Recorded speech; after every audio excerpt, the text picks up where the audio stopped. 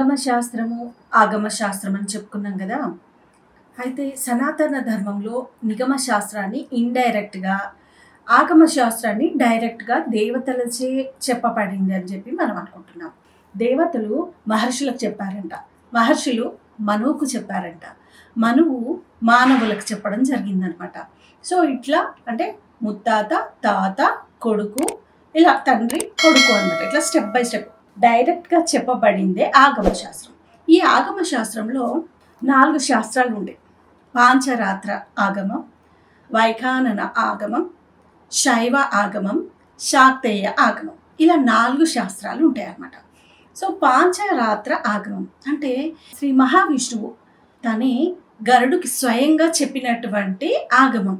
ఎలా అంటే 5 రోజులు అంటే 5 రాత్రులు చెప్పబడిందట గరుడికి. ఆ మహావిష్ణువు కంటిన్యూగా 5 రాత్రులు చెప్పబడినటువంటి శాస్త్రము. ఇప్పటికీ ఇది గురు పరంపరగా కొనసాగుతూ ఉంది. అంటే 5 రోజులు చెప్పాడు కాబట్టి పాంచరాత్ర ఆగమం అని అంటారనమాట.